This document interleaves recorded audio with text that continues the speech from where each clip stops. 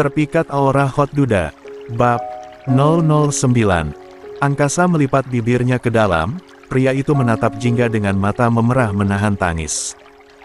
Setelahnya benar saja, Angkasa menundukkan kepalanya dengan tubuh bergetar hebat. La terisak, melihat penampilan cantik Jingga saat ini yang sebentar lagi akan menjadi istrinya. Semua orang yang ada di sana ikut terharu, kecuali Ferdi. Niat nikahin anak orang gak sih? Kok malah akting drama ikan terbang? Ucap Ferdi membatin. 21. Pas 5 Yahoo. Terima kasih semua. 61. Resmi menjadi pasangan. Angkasa dan Jingga Tekah memutuskan untuk mengikat janji suci di pernikahan, berjanji untuk saling mencintai dan setia seumur hidup. Hari ini, keduanya ditetapkan sebagai pasangan suami istri yang sah.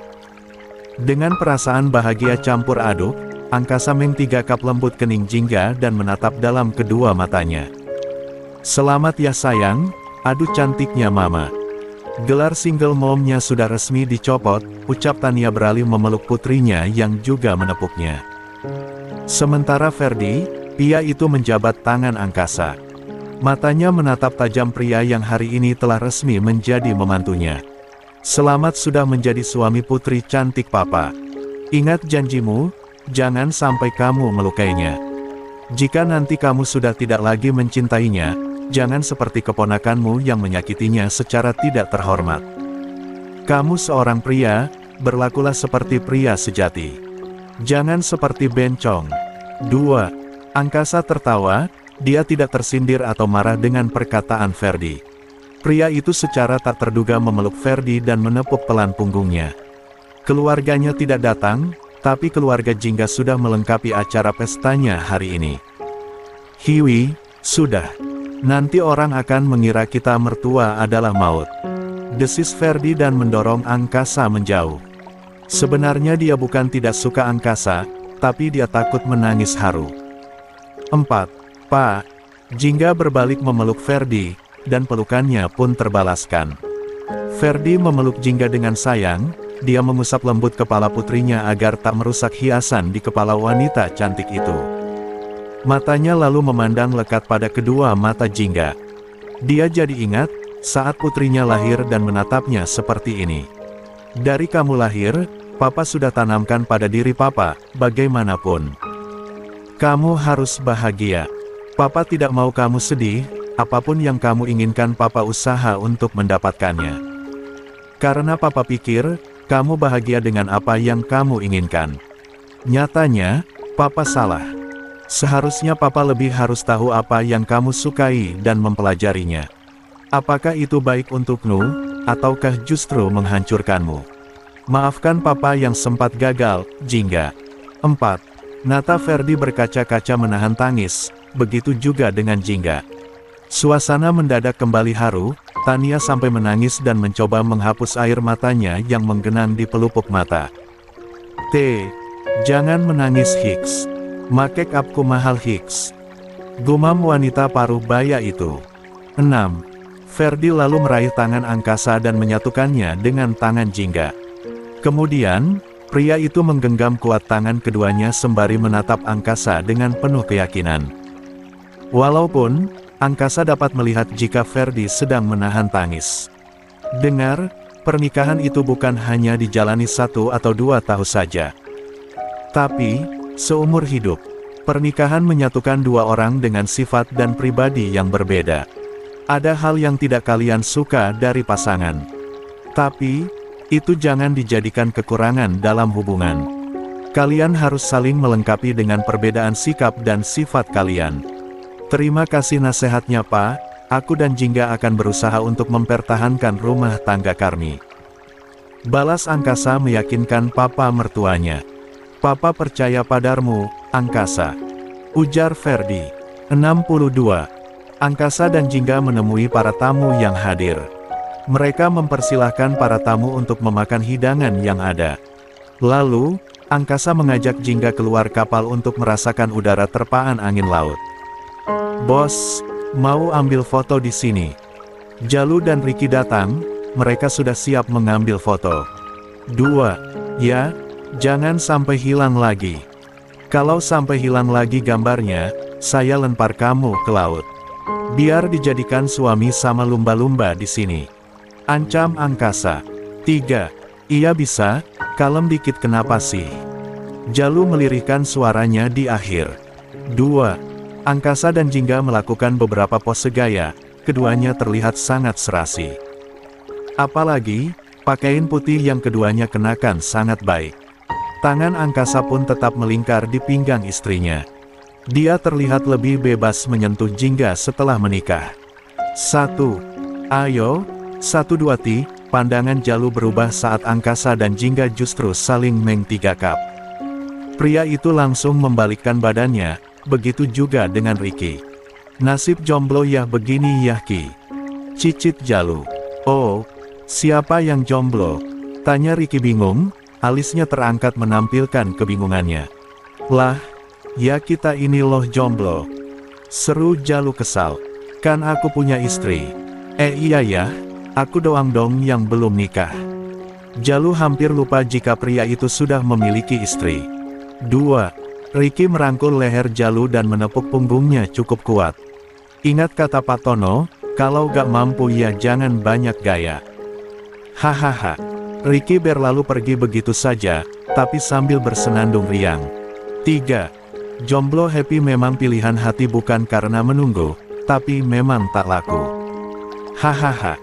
3. Jalu Meng 4 ngata percaya, ia yang kesal melepas sendalnya dan melempar ke arah Ricky. Tapi sayangnya, sendal itu justru mengarah pada seorang wanita seumuran Tania. Bukannya marah, wanita itu malah menatap Jalu dengan tatapan berbinar. 2. Aduh, ganteng. Mau jadi sugar baby mommy gak sayang? Ucapnya yang mana membuat Jalu bergidik geli dan segera kabur dari sana. 5. Lo mau kemana say? Amit-amit jadi sugar baby emak-emak keriput begitu.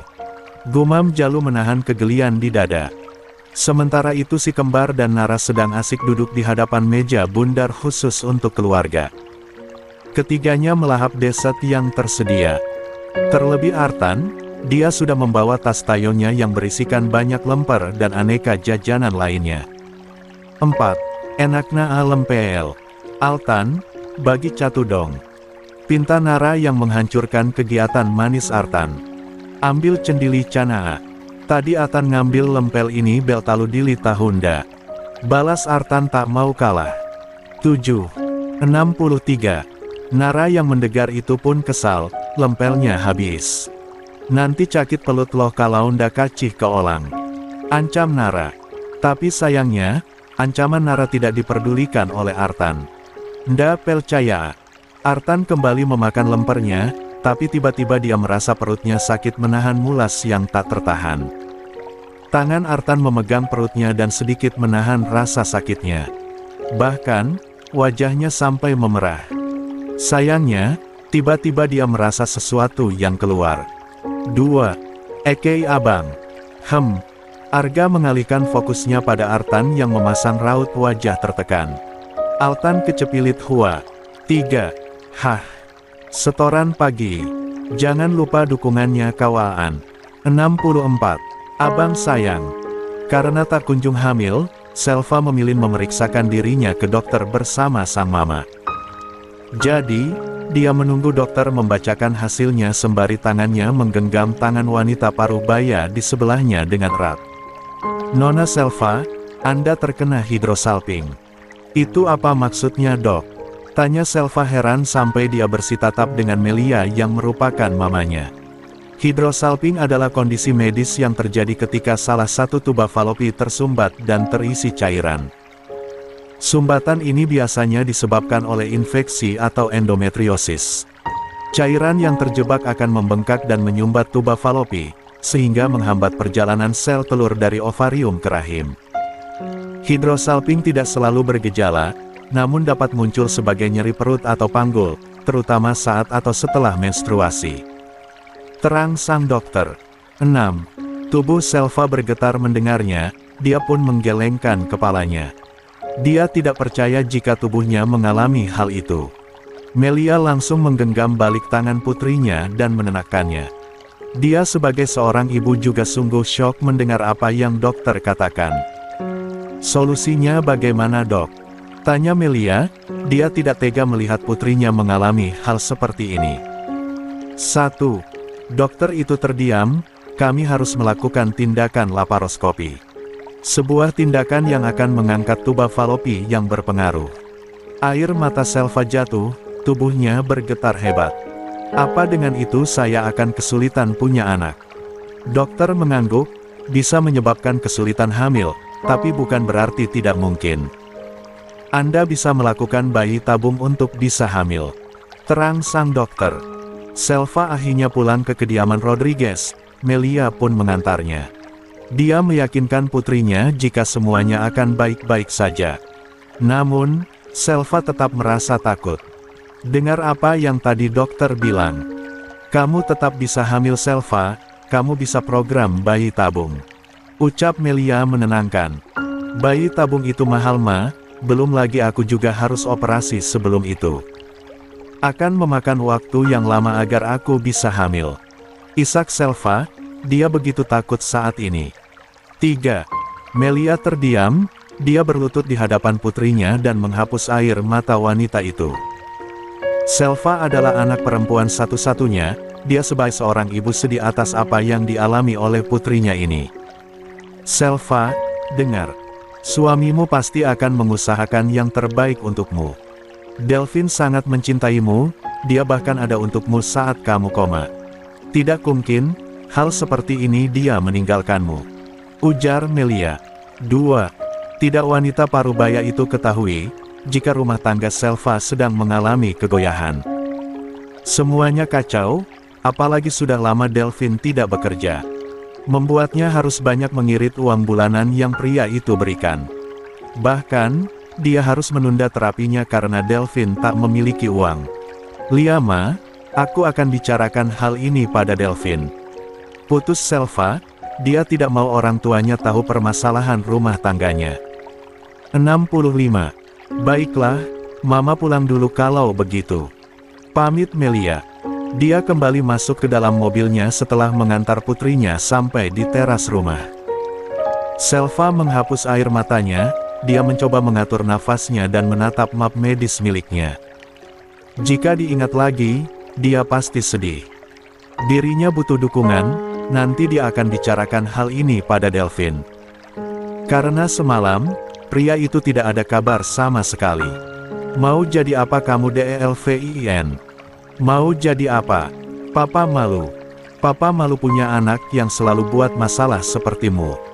Selva menjentikan dorongan roda kursi roda miliknya, ia menatap pada Delvin yang sedang tertunduk di hadapan Erwin yang membentaknya.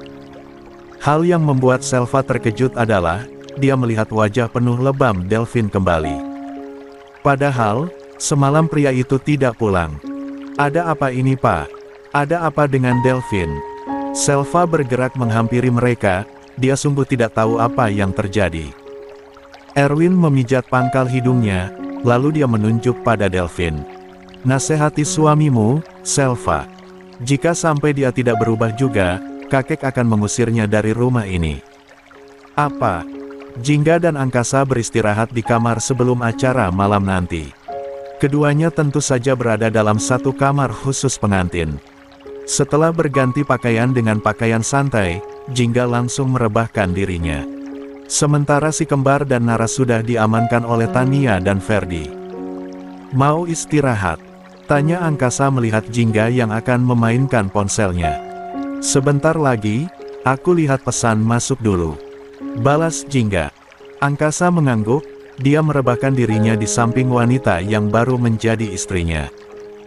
Matanya menatap pada langit-langit kamar, kedua tangannya sibuk bermain di atas perutnya. Sesekali, dia melirik Jingga memastikan kegiatan wanita itu. Mau sekarang atau nanti malam? Apanya? Tanya Jingga heran. Buat anaknya. Jawab Angkasa yang mana membuat Jingga mengempatnya. Astaga, kamu mau sekarang? Minimal 3 bulan dulu kan? 3 bulan. Pekik Angkasa. Dia sampai mendudukkan dirinya mendengar jika keduanya akan berhubungan setelah 3 bulan. Tentu saja angkasa tidak mampu, apalagi berada di dekat wanita yang boleh dia sentuh. 3. Memangnya kenapa? Kita harus pendekatan dulu, pacaran setelah nikah dulu, saling nyaman dulu. 66. Itu kan udah, jingga.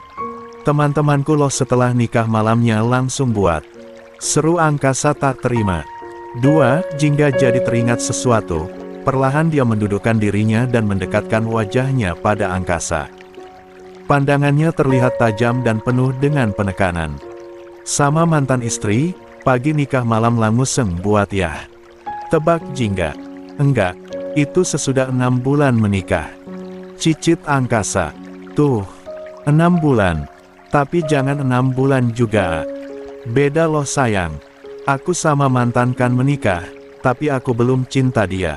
Sementara sama kamu udah cinta. Kekeh angkasa. 1. Jingga mengambil bantalnya dan meletakkan di pangkuannya. Lalu, dia menatap jam tangannya, masih ada 5 jam sebelum acara malam nanti. Selain istirahat, dia juga harus mempersiapkan diri. Enggak cinta tapi sampai jadi nara, itu maksudnya gimana ya abang sayang? 18. Hidrosalping aku udah cari tahu ya, dari yang mengalami juga. Ada yang harus diangkat, ada yang cuman disayat biar cairannya keluar. Kalau udah parah banget emang keputusan akhir ya diangkat saluran tubannya. Cuman, kalau aku masih ada yang kurang dari penjelasannya komen aja ya kawanan, nanti aku bisa revisi. 3. Biarpun hayalan tapi harus masuk akal dong, ginilah kalau buat cerita bukan cuman ngehayal doang, tapi harus cari tahu juga tentang apa yang dibahas. Enggak asal-asalan. 1. 67. Kehebohan ketiga bocah. Sementara Jingga dan Angkasa saling debat dengan masa lalu, si kembar dan Nara justru sibuk di panggung acara menghibur para tamu yang masih ada di sana. Tania dan Ferdi sejak tadi tertawa melihat kelincahan Artan dan Nara dalam membawakan sebuah lagu. Tak peduli, Artan saat ini hanya mengenakan kemeja dan celana pendeknya. Sebab, celananya tadi sudah kotor dan anak itu hanya membawa baju sedikit saja. 1. Aduh abang bukan maksudku begitu, macalah lempel bukan belalti tak mau. 12. Nara mengempatnya mendengar lagu yang dibawakan oleh Artan, tapi dia langsung buru-buru menyahutinya. Bagi dikit kan bika. 2. Artan menjauhkan mic-nya, dia menatap Nara tak terima. Lo nala apaan Ci? Olang lagi nyanyi juga. Olang Altan nyanyi juga cembalangan, kan bukan gitu bikalanya. Balas Nara tak mau kalah. Ha apaan Ci? Artan meletakkan mic-nya, begitu juga dengan Nara. Lalu, keduanya saling berlari mendekat dan berusaha meraup wajah lawaran. Arga yang melihat itu segera melerai, tapi dia jadi sasaran Nara yang mendorong wajahnya dan kembali melawan Artan. Nala cicil nenek LOMBEENG ALTANKETUMBALBUCUUK. Tania dan Ferdi panik, keduanya langsung berlari ke atas panggung dan memisahkan keduanya. Tenaga kedua bocah menggemaskan itu sangat kuat. Perut mereka ditahan tapi kaki gembul mereka masih berusaha saling menendang. 4. Nala duluan Oma. Nda Oma, Altan dulu pelit cama Nala. Lacakan. Kecepilit kan tadi. Nanti Nala bilang ke teman sekolah kalau Altan kecepilit di sini. 2. EKHEEHUAAA. Aduh, udah ayo kita ke kamar. Tania membawa Nara, sementara Ferdi membawa Artan. Arga pun berjalan di belakang mereka sembari memutar bola matanya malas. Astaga, kehidupan tenangku sudah hilang. Batin Arga. 5. Tentunya, Ferdi dan Tania tidak mau mengganggu pasangan suami istri yang sedang istirahat di kamar. Jadi, mereka membawa ketiga bocah menggemaskan itu ke dalam kamar mereka. Tadinya Tania mau meminta ketiga anak itu mandi, tapi Arga memilih tidur dan Artan pun menghabiskan cemilan miliknya yang tersisa. Nara di mana? Tania baru menyadari jika Nara tidak ada di sisinya. Namun, kegelisahannya reda saat Ferdi menunjuk Nara yang sedang melihat ke jendela kamar di mana dapat melihat pemandangan laut yang begitu indah. Nara sedang apa? Tanya Tania dan duduk di sebelah anak itu. Oma, kalau kita ndak bika belenang gimana? 68. Kalau ndak bika belenang ya ndak bika bel napas lagi, Nala mau bel halap apa? Sahut Artan yang mendapat delikan kesal dari Nara. Nala ndak tanya Altan ketumbal. Balas Nara sinis dan kembali menatap jendela. Tania melambaikan kedua tangannya dan berjalan mendapati suaminya yang sibuk bermain ponsel. Melihat kedatangan istrinya yang seperti orang tertekan, tentunya membuat ia heran. Aduh, gak sanggup aku punya cucu banyak. Mana si Rafa belum nikah lagi, bisa-bisa 10 cucuku. 3, memangnya kenapa kalau 10? Kan bagus, usia tua kita bisa bermain dengan banyak cucu. Balas Ferdi. Tania terdiam, dia jadi membayangkan di usia tuanya bermain dengan banyak cucu modelan Artan dan Nara. Tidak, dia tidak akan sanggup. Sungguh, dirinya akan mengalami tekanan dan cepat kembali ke pangkuan semesta. Tidak, Tania tidak mau. Enggak, cukup 5 atau 6 aja nanti cucunya. Gak kebayang aku di usia tua yang mau bernafas lega, harus dihadapkan dengan tingkah cucu kayak Nara dan Artan. Enggak sanggup jantungan tiap hari aku. Seru Tania. Lupakan.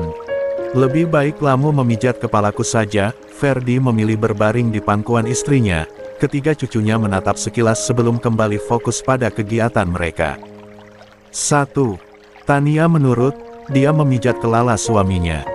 Pijatannya selalu mampu membuat Ferdi merasa mendingan. Apalagi, jika kelelahan pria itu akan merasa sakit kepala. Sudah diperiksakan, tapi untungnya tidak ada masalah yang serius. Hanya kelelahan dan banyak pikiran saja. Setelah menikah aku yang pijatkan, sebelum menikah siapa yang pijat? Tanya Tania dengan senyuman manis di bibirnya. Sebelum nikah aku gak pernah sakit kepala. 5. Maksudnya, pekik Tania sampai dia menghentikan kegiatannya. 3. Maksudnya opa itu, oma yang buat opa sakit kepala. Sahut Artan dengan senyuman tanpa salah. 9. Apa? Ferdi akan beranjak berdiri, tapi Tania justru menariknya dan menggigit lengannya. ARRRGHH. Ketiga anak menggemaskan itu menatap syok dengan apa yang Tania lakukan. Karena takut jadi sasaran, ketiganya berlari ke arah kamar mandi dan menutupnya. Artan dan Nara langsung menahan pintu dengan tubuh gembul mereka. Mata ketiga anak itu membulat sempurna seolah akan keluar. Kan, sudah Altan bilang. Perempuan itu bisa berubah jadi pampil Cama Delakula. Ucap Artan. Sampai, dia tersentak kaget setekah menyadari sesuatu. Perlahan, pandangannya dan Arga mengarah pada Nara. Takut dituduh, Nara langsung melambaikan tangannya. Nda, Nala manusia oli. 14:69. Bukannya menikmati istirahat Jingga justru sibuk menginterogasi angkasa. Dia ingin dengar tentang pria itu dengan mantan istrinya. Entahlah, kenapa perempuan suka sekali mencari masalah. Seperti Jingga saat ini, dia yang bertanya dia juga yang kesal. 1. Ya gimana ya jelasinnya. Posisinya aku dan dia menikah, kita berkomitmen bangun rumah tangga. Percaya, cinta seiring berjalannya waktu. Setelah 6 bulan, aku memantapkan diri menyentuhnya karena ingin membangun rumah tangga harmonis. Aku tidak pernah berpikir untuk merebutmu dari Delvin, dan lebih baik saat itu aku meneruskan rumah tanggaku. Karena mencintai yang dinikahi adalah sebuah kewajiban, bukankah begitu? Berarti cinta sama mantan. Sekarang masih? Tanya Jingga dengan mata menyipit. Angkasa menggeleng, awalnya ada sedikit setelah dia hamil Nara. Tapi, setelah kami berpisah dan tahu kamu dan Delvin tak lagi bersama, rasa cinta dulu kembali muncul. Jingga mengangguk paham, sepertinya Angkasa lolos untuk pertanyaannya kali ini. Kalau gitu sekarang Bo, nanti malam, seru Jingga sebelum masuk ke kamar mandi. Meninggalkan Angkasa yang berjingkrak girang di atas ranjangnya. 30. Mau lagi gak? 22. Jangan lupa dukungannya kawan 2. 70. Semakin hancur. Selva membantu Delphine mengobati luka, sejak tadi dirinya hanya diam. Dia merasa kecewa mendalam terhadap Delphine. Sikap pria itu, sungguh tidak dia sukai. Apalagi, Erwin sampai marah seperti tadi. Dia merasa tidak enak terus tinggal di sini sementara suaminya terus berbuat masalah. Kamu bisa enggak, jangan bikin masalah baru. Semalam enggak pulang tahunya ke klub, nyakitin orang, kamu tuh kenapa Vin? Kenapa kamu berubah? Sosok Delphine yang aku kenal bukan pria seperti itu, kamu seperti beda orang. Lirih Selva menahan tangisnya. Delphine menatap istrinya, dia lalu membuang pandangannya ke samping sambil menghela nafas kasar. Kamu enggak tahu apa-apa Selva. Mereka berusaha menyingkirkanku, aku yakin ini perbuatan Om Angkasa. Dia dendam padaku, dia ingin aku hancur termasuk menikahi Jingga. 5. Perkataan Delphine membuat kegiatan Selva terhenti, raut wajahnya berubah. Keningnya mengerut dalam, dia menatap Delphine dengan tatapan bertanya. Apa hubungannya? Menyingkirkanku dengan cara menikahi Jingga. Delphine menyadari kesalahannya, ia mencoba untuk mengalihkan pandangan dan terlihat gugup. Selva merasa aneh, beberapa waktu ini Delphine memang sangat aneh. Aku hanya ingin kedudukanku kembali, dan semuanya kembali seperti semula. Kalau gitu tunjukkan pada papa dan kakek kalau kamu mampu untuk berubah. Kembalikan semua yang kamu sudah ambil, Vin. Aku sangat berterima kasih padamu karena kamu sudah membantu membayar pengobatanku. Tapi bukan dengan cara kotor seperti itu. Harusnya kamu minta baik-baik. Selva menegurnya panjang, lebar. Kamu enggak akan mengerti Selva. Kamu enggak akan mengerti tentang masalahku. Sentak Delphine begitu emosi. Selva tak tahan lagi menahan air mata dan segala kemarahan yang menumpuk di Dava. Lapun membanting botol obat ke lantai dan mencengkram kuat sandaran kursi rodanya. Matanya menatap penuh marah pada Delphine yang kini menundukkan kepalanya. Kamu selalu bilang begitu. Aku tidak akan mengerti, aku tidak akan mengerti. Kamu berulah sementara dokter MENETAPKANKU sulit untuk punya anak. Apa? Delphine menatap tatapan nanar Selva, dia akan mendekatinya tapi justru wanita sengaja menjauh. Kedua mata mereka bersitatap, keadaan semakin terasa mencengangkan. Jantung Delphine berdegup kencang tidak karuan mendengar apa yang Selva katakan barusan. Kamu sulit hamil.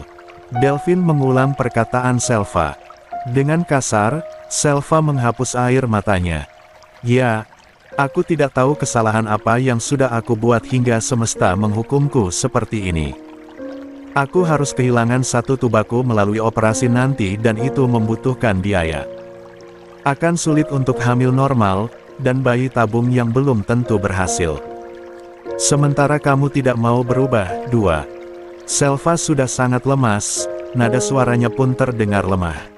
Dia berharap, dengaran ini Delphine dapat berubah dan 71. Menyemangatinya.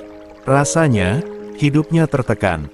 Dirinya pikir, setelah menikah dengan Delphine semuanya akan baik-baik saja. Ternyata, semuanya hanyalah khayalan. Kita akan sulit punya anak. Tanya Delphine dengan suara bergetar. Selva pun mengangguk menenarkan. Teringat akan si kembar, Delphine menunduk dalam. Entah apa dia akan dapat memiliki anak dengan Selva atau tidak. Tapi dia ingat, kala dirinya tidak mau mengakui keberadaan si kembar karena rasa cintanya yang jauh lebih besar untuk Selva. Apa mungkin, ini balasan atas perkataannya saat itu? Delphine membatin. 10. Masih ada jalan untuk memiliki Selva. Kita bisa bayi tabung. Ucap Delphine meyakinkan sambil menggenggam tangan Selva.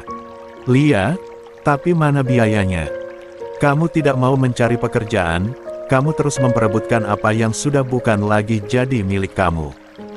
Berhenti Delphine, kalau tidak kita akan terusir.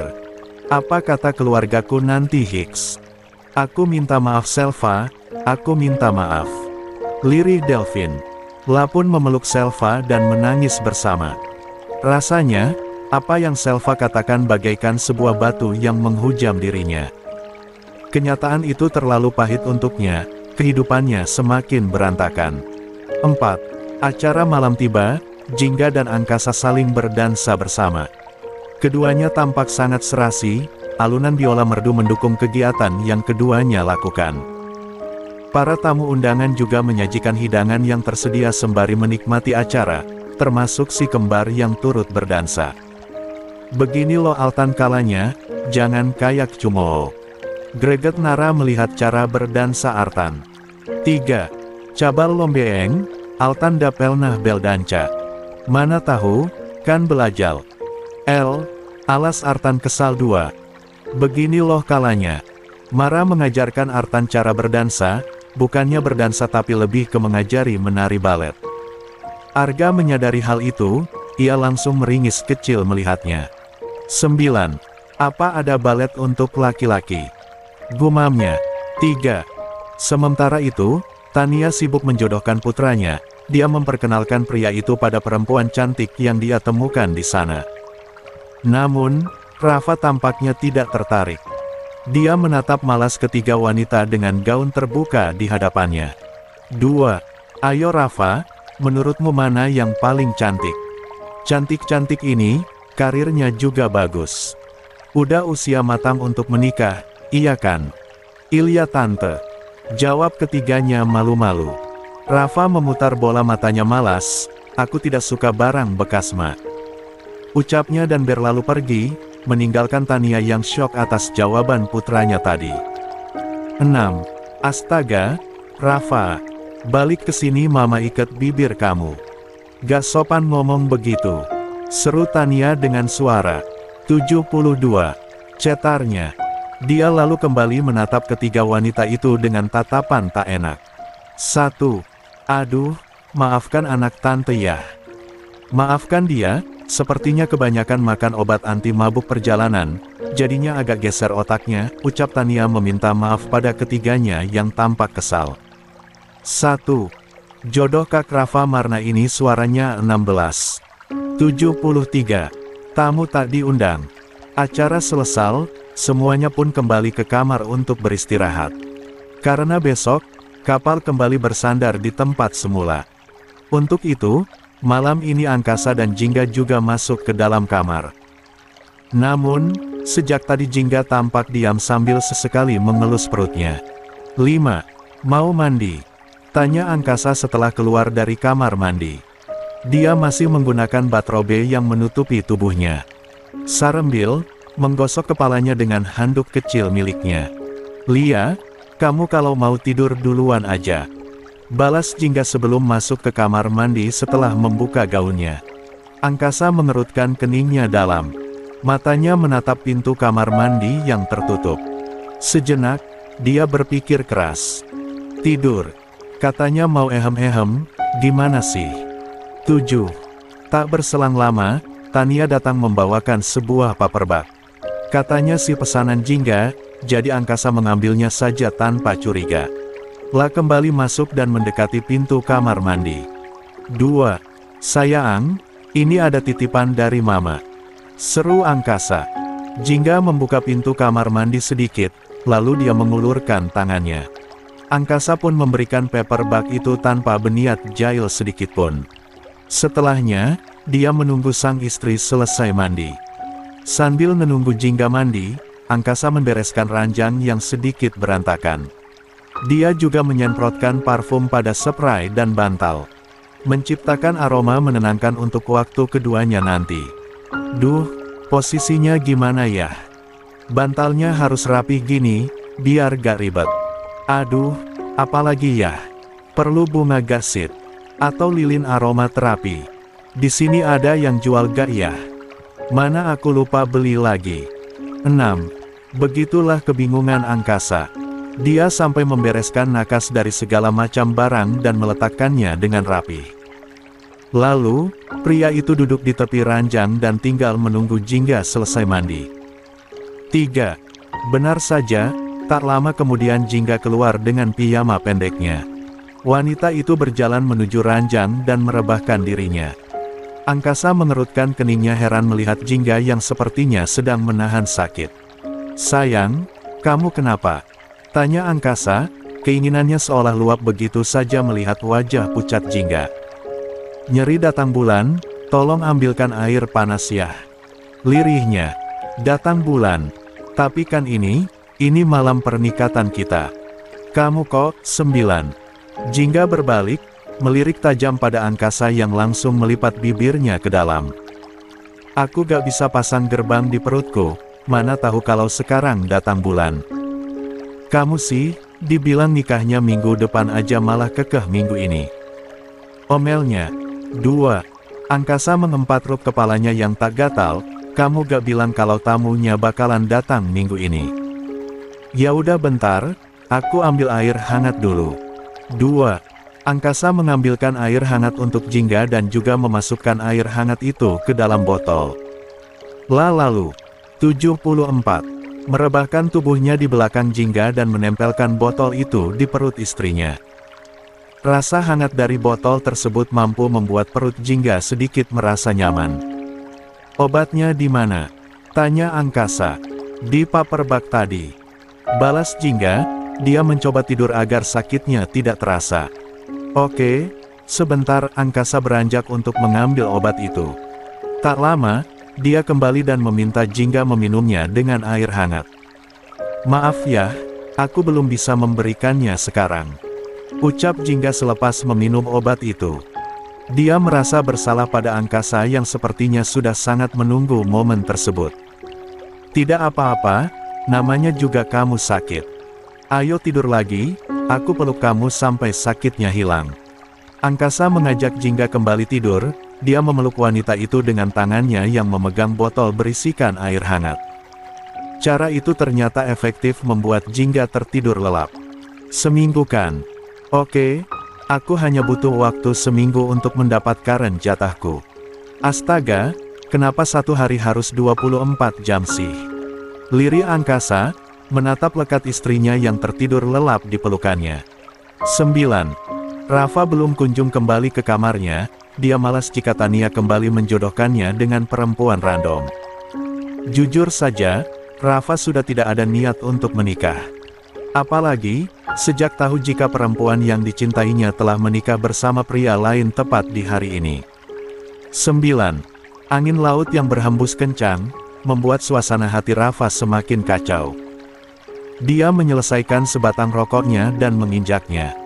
Hal buruk itu selalu dia lakukan. Jika Tania tahu putranya merokok, wanita parubaya itu akan sangat marah. "Sepertinya Mama sudah tidur," gumam Rafa setelah melihat jam tangannya yang sudah menunjukkan waktu tengah malam. Dia harus menunggu Tania tidur, karena kamarnya tepat di hadapan kamar orang tuanya.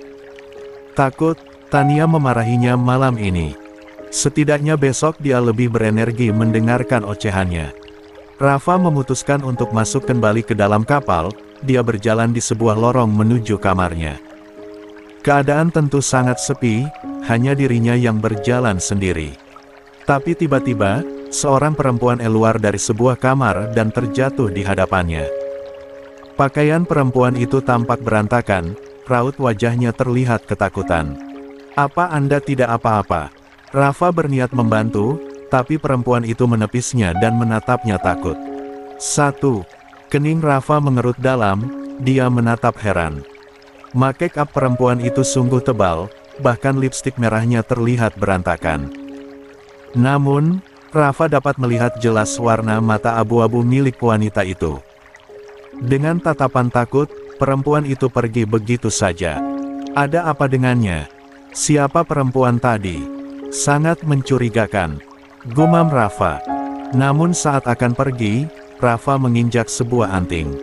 Dia mengambil satu anting berbentuk bulan itu dan menatapnya lekat. 75. Mungkin anting perempuan tadi, gumamnya. 6. 76. Berita heboh di pagi hari. Pagi ini Angkasa terbangun karena kehebohan yang terjadi di luar kamarnya. Dia dan Jingga yang penasaran pun gegas keluar. Bahkan keduanya hanya memakai piyama tidur karena tak sempat berganti pakaian. Terlebih Jingga, Dia sampai mengambil asal jaketnya dan mengenakannya keluar. "Ada apa ini?" tanya angkasa sambil menggandeng tangan Jingga mendekati para kerumunan orang. "Ditemukan mayat seorang pria di kamar itu." Unjuk salah seorang pria yang angkasa tanya pada sebuah kamar yang sedang ramai dipenuhi orang. "Mayat?" tanya angkasa heran. Pasalnya, tamu undangannya menginap di kamar yang ada di kapal pesiar ini. Namun, angkasa tidak tahu apakah yang meninggal itu tamunya atau bukan. Sebab, tamu yang dia undang hanyalah berjumlah tidak lebih dari 100 orang. Sementara angkasa tidak menyewa full satu kapal pesiar. Yah, dia ditemukan dalam keadaan kepala berdarah di dekat ranjangnya. Juga, banyak bekas pecahan kaca di mana-mana. Tidak ada orang selain dia di kamar itu. Lanjutnya menjelaskan. Angkasa mengangguk paham, dia lalu menunduk saat merasakan Jingga meremat kuat tangannya. Sepertinya wanita itu ketakutan tapi penasaran. Tak lama, tiba-tiba bahu Jingga ditepuk oleh seseorang. Hal itu, tentu membuat Jingga tersentak kaget. "Kakak, kagetin aja sih." Pekik Jingga kesal pada Rafa yang tiba-tiba menepuk pundaknya. "Ada apa ramai-ramai? Aku baru bangun dan melihat kekacauan yang ada." Gumam Rafa yang keluar hanya memakai batrobenya saja. "Ada mayat bersimbah darah." "Oh ya, di kamar mana?" tanya Rafa penasaran. "Tuh," Jingga menunjuk kamar yang tadi. Kebetulan, petugas kapal pesiar mengeluarkan sebuah kantong mayat yang berisikan mayat pria yang dimaksud. Rafa terdiam, dia merasa tak asing dengan kamar dengan nomor 124 itu. Otaknya kembali berpikir keras, dia jadi ingat kejadian semalam dengan perempuan yang ditemuinya. Apa mungkin, mayat itu berhubungan dengan perempuan semalam? Pikirnya. Bukan tamu acara kita, sayang. Jadi tidak perlu mencari tahu kasus ini. Ucap angkasa setelah menelepon Ricky. Ternyata pria itu bukanlah tamunya, melainkan hanya penumpang kapal yang sedang berlibur. Untunglah, aku kira tamu kita. Apa pelakunya sudah tertangkap? Jingga lega, tapi dia penasaran siapa yang telah membunuh pria itu. Entahlah, mungkin terjatuh secara tidak sengaja. Pikir angkasa. Rafa memilih menjauh, dia yakin perempuan semalam pasti belum pergi dari kapal ini. Namun, di antara banyaknya orang, dia tidak menemukannya. Haruskah dia bersaksi atas kasus yang terjadi? Biarlah. Itu bukan urusanku, kapal ini juga pasti punya CCTV, gumam Rafa dan memilih masuk ke dam. 77. Kamarnya. 1. Kehebohan yang terjadi juga membuat Tania heboh, dia sampai keluar dari kamarnya bersama ketiga cucunya. Keempatnya menatap sekumpulan orang yang sedang melihat sesuatu. Apalagi wajah Nara dan Artan yang terlihat sangat penasaran. "Itu ada bagi-bagi cembako Oma?" tanya Artan. 6. Cembako. Tanya Nara tak mengerti arti bahasa itu. Cembako. Maca cembako ajanda tahu. Citu manusia bukan? Pekik Artan dengan mata membulat sempurna. 5. Nalanda tahu. Makanya tanya kalau udah tahun dan Nala tanya. Balas Nara kesal. 2. Arga, sudah pasti anak itu hanya bagian menarik nafas panjang dan menghembuskannya dengan kasar. Tak terbayang di pikirannya nanti, dia akan hidup berdampingan dengan dua bocah di sebelahnya itu. 2. Masuk. Seru Ferdi. Sebentar papa. Mama tanya dulu ada apaan itu. Tania berjalan mendekati salah satu wanita, dia berpura-pura mengelus lengannya dan turut menimbrung obrolan. Itu ada apa sih ramai-ramai begitu? Ada mayat Jeng. Oh ya. Tania membulatkan matanya, dia menutup mulutnya menandakan betapa syok dirinya. Lia, mayatnya bersimbah darah. Kataku si korban pembunuhan ya, secara pria itu punya bisnis berlian. Pasti incaran itu. Balas wanita itu. Oh gitu. Tania bergerak mundur, ia langsung mengajak ketiga cucunya masuk kembali ke dalam kamar. Ada apa Oma? Ada anak yang diculik Wewe Gombel, ayo masuk. Nanti kalian jadi korban selanjutnya lagi. Seru Tania. Dengan ancamannya, ketiganya pun merasa takut dan berlari masuk ke kamar. 13. Delvin berdiam diri di kamarnya, sementara Selva masih tertidur. Pria itu menatap hasil pemeriksaan Selva, jika keduanya akan sulit punya anak. Delvin sangat mencintai Selva, tapi dengan hal itu membuatnya merasa terpuruk. Jika Selva sulit hamil, bagaimana keduanya memiliki anak? Belum lagi, masalahnya yang sampai saat ini belum selesai. Mungkin, aku akan minta maaf pada kakek dan membicarakan hal ini. Kali saja, kakek merasa kasihan dan mengembalikan posisiku. Gumam Delvin. La pun beranjak keluar dari kamarnya dan pergi menuju kamar Tuan Yuda. 78. Namun, saat sampai di depan kamar kakeknya, Delvin mendengar percakapan antara Tuan Yuda bersama Erwin. Keduanya sedang membicarakan saham milik Tuan Yuda dan juga tanah yang pria itu miliki. Erwin dengar, anak papa hanya kamu dan angkasa. Papa memiliki 50% saham di perusahaan Rodriguez Company. Tapi, papa akan memberikan 35%-nya pada angkasa. Apa kamu akan menerima keputusan papa? Ya pa, aku menerimanya. Untuk putramu, papa sangat sayangkan sekali apa yang telah dia perbuat dengan perusahaan. Tadinya, papa ingin memberikan 15% untuknya. Namun, kamu lihat apa yang sudah Delvin lakukan bukan?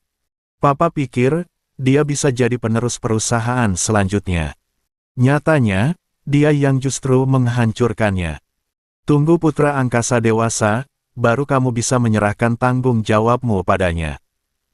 Tapi sebelum itu, papa akan mengadakan acara resmi pengalihan saham. 23. Tangan Delvin terkepal kuat, matanya memancarkan amarah yang berapi-api. Jantungnya berdegup kencang, tubuhnya bergetar kuat. Dia pun kembali ke kamarnya dengan segudang amarah yang menumpuk.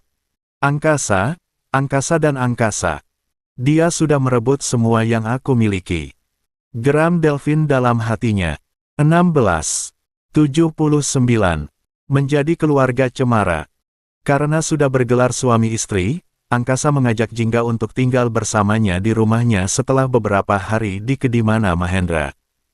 Tentunya, Jingga menurut.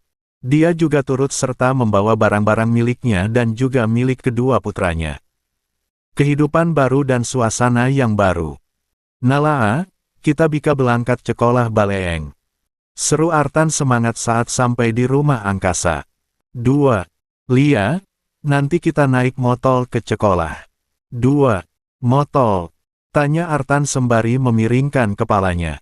Lia, motol cuplanya Pak Camcul. Ucap Nara yang mana membuat Artan meringis. 3. Nala aja, ndak jadi kita bel teman. Artan berlalu pergi, meninggalkan Nara yang kebingungan atas sikap anak itu. 1. Kalah apalagi Nala. Gumamnya. 2. Angkasa mengajak Arga ke kamar yang sudah dia siapkan dari jauh hari. Sengaja, dia memisahkan kamar Arga dan Artan. Karena sepertinya keduanya memiliki hobi yang berbeda. Arga yang selalu menjalankan kegiatannya teratur sesuai jamnya dan Artan yang selalu melakukan apapun sesuka hatinya. Arga si paling bersih dan Artan si paling mager. Keduanya sangat bertabrakan. Aku punya kamar sendiri. Tanya Arga sedikit kaget melihat keadaan kamar yang sangat rapi dan banyak buku-buku di rak khusus yang Angkasa siapkan. 1. Yah, kamu dan Artan sudah semakin besar. Tidak mungkin kalian selalu berada di satu kamar bukan? Om mengerti, kamu suka sendirian. Jadi, Om buatkan kamar yang jauh dari keramaian Nara dan Artan. Angkasa masuk ke dalam kamar, begitu juga dengan Arga yang mengikutinya. 1. Banyak sekali bukunya. Gumam Arga dan mengambil salah satu buku. Bunda bilang kamu suka pelajaran matematika bukan? Om sudah siapkan semuanya, dari apapun yang kamu suka semuanya ada di sini. Terang Angkasa menunjukkan kamar Arga. Memang, Angkasa memberikan kamar sesuai keinginannya. Perasaan Arga tentu saja bahagia. Anak itu langsung berkeliling kamar dan melihat detail isinya. Termasuk kamar mandi, dia suka semuanya. Om, terima kasih. Ucap Arga. Ko Om sih. Panggil ayah dong sayang, kan udah ya di ayah Arga juga. Jingga datang bersama Nara dan Artan, dia menegur putranya yang masih memanggil Om pada angkasa. Arga butuh penyesuaian, tidak apa-apa. Panggilan On juga cukup bagus, sampai dia terbiasa nantinya. Angkasa dengan lembut mengelus kepala Arga. Dia paham, pasti tak mudah untuk menerima orang baru dalam kehidupan anak itu. Terlebih, Arga sangat ingin mengenal ayah kandungnya dan masih berharap kedua orang tuanya kembali bersama. Kamal Altan mana? Kamal Altan mana ayah? Seru Aryan semangat. Ayo, kita ke kamar Artan. Angkasa beralih menggandeng tangan Artan menuju kamar lain yang sudah dia siapkan. 80. Tepat sebelah kamar Nara. Sama halnya seperti Arga, Angkasa menyiapkan kamar Artan sesuai keinginan anak itu. Apapun, tentang Tayo dan Dinonya. 2. Arga. Jingga memanggil Arga, dia tetap berada di kamar anak itu untuk mengajaknya bicara. Kenapa tidak panggil ayah? Om Angkasa sangat baik, dia pasti akan tersinggung. Jingga tidak enak dengan Angkasa. Nara memanggilnya Bunda sementara Arga tetap memanggil Om pada Angkasa. Jika Artan, sudah sejak kemarin angka itu memanggil ayah pada Angkasa. Ayah Arga cuman satu, Bunda. Terus Bunda Arga juga cuman satu. Ucap anak itu yang mana membuat Jingga menghela nafas pelan. 3. Bunda tahu kamu belum siap. Semoga secepatnya kamu ganti panggilanmu, bagaimanapun. Om Angkasa sudah menjadi ayah kamu dan juga Artan. Jingga mengelus kepala Arga sebelum beranjak keluar. Arga memandang kepergian Jingga, ia lalu duduk di tepi ranjang dan menatap pemberian Angkasa padanya. Om Angkasa sangat baik, tapi ayahku hanya satu. Lirihnya. 20. Malam hari, Jingga memastikan satu persatu ketiga anak menggemaskan itu tidur. Setelahnya, dia kembali ke kamar dan mendapati Angkasa yang sedang bekerja. Lalu duduk di tepi ranjang dan melihat layar laptop pria itu yang menampilkan omset dari penjualannya. Apa aku masih boleh bekerja? Tanya Jingga. Angkasa mengalihkan pandangannya, dia menggigap lembut kepala istrinya. Kalau pekerjaan itu membuatmu senang, maka lakukanlah. Tapi jika tujuannya untuk mendapatkan uang, aku masih sangat mampu untuk membiayaimu. Berapapun, uang yang kamu minta, aku akan memberikannya. Bahkan ATM, dan semua uangku adalah milikmu. 2. Bagaimana Jingga tidak jatuh cinta dengan cepat pada pria di sampingnya saat ini? Angkasa selalu membuatnya ingin terbang melayang.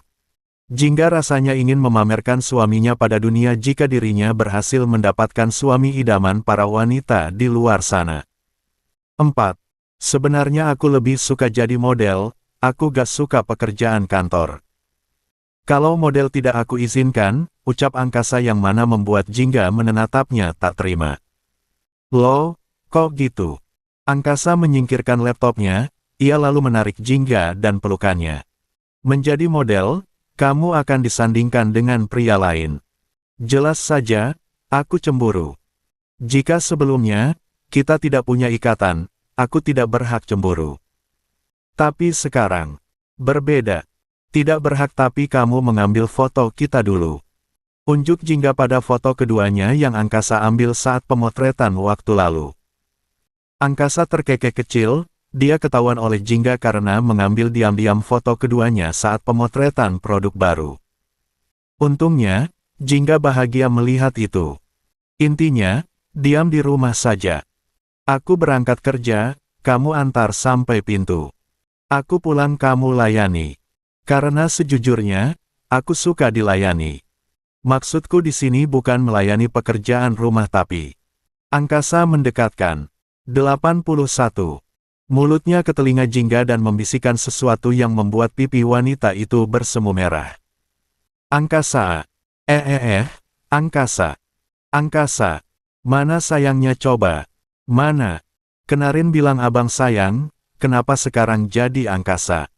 Aduh dek Jingga, jangan jual mahal gitulah. 3. Jingga menjauhkan tubuhnya, dia syok dengan perkataan angkasa yang seolah meniru gaya bicaranya kemarin. Dia jadi gugup sendiri saat ini dan juga takut. Padahal, dia yang memulai lebih dulu. 2. Perlahan angkasa mendekat, dia meraih pinggang Jingga dan menarik tubuh wanita itu mendekat padanya. Perlahan, angkasa mendekatkan hidungnya ke leher sang istri yang mana hal itu membuat Jingga merasa geli. Aku tahu, kamu sudah selesai datang bulan bukan? 0. Mau lagi gak? 19. Ramaikan komen Kawano. 82. Jatah angkasa. Jingga akan bergerak menjauh, tapi angkasa justru menahan pinggangnya. Pria itu mengungkung Jingga agar wanita cantik itu tidak kemana-mana. Jingga semakin panik, jantungnya tambah berdegup kencang. Apalagi saat angkasa mematikan lampu kamar, Jingga semakin takut dibuatnya. Aku menagih janjimu sayang. Bisik angkasa tepat di telinga Jingga. Perlahan, angkasa mengtigakap kening Jingga hingga turun ke bibir wanita itu. Suasana semakin terasa menegangkan, bahkan tangan angkasa mulai berpindah ke hal yang lebih sensitif untuk Jingga. Oh, tapi, suasana itu harus terhenti setelah mendengar tangisan kencang dari Artan. Jingga yang mendengar suara tangis putranya langsung mendorong angkasa yang sudah siap mendapatkan jatahnya. Dengan tatapan menelas, Jingga meminta maaf pada angkasa. Aku takut Artan kenapa-napa, sebentar ya.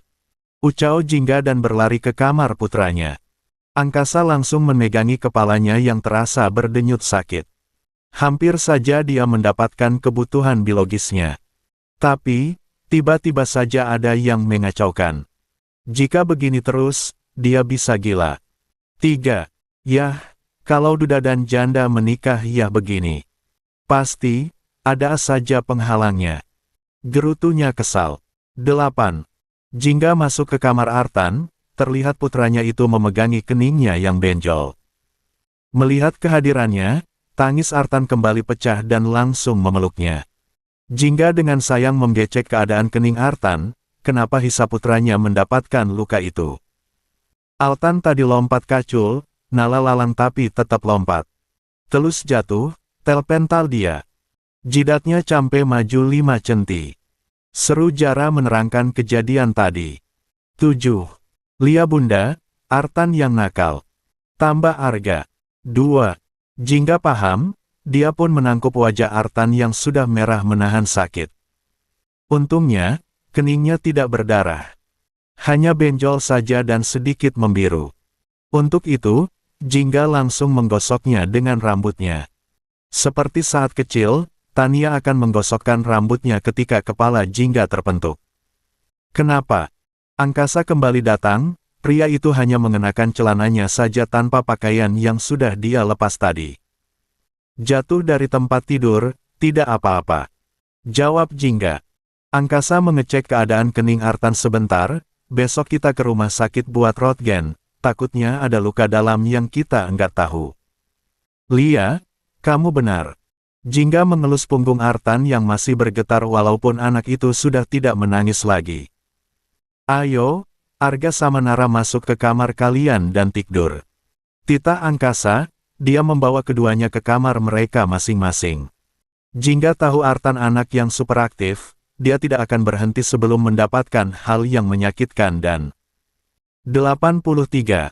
Membuatnya kapok.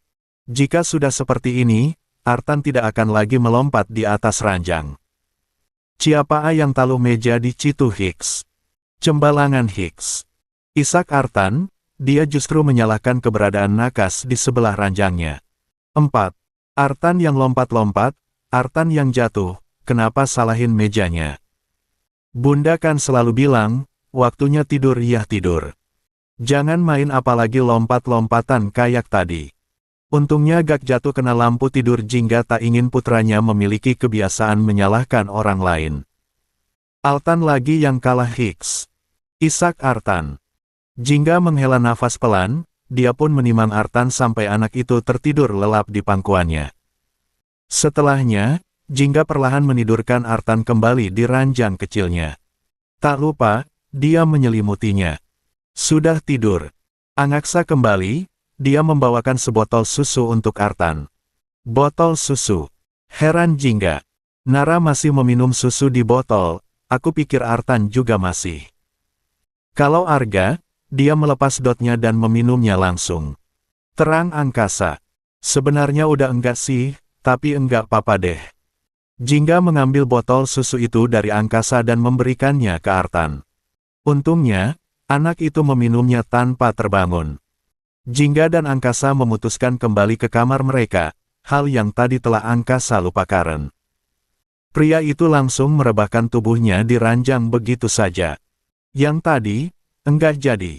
Pertanyaan Jingga membuat angkasa terkejut.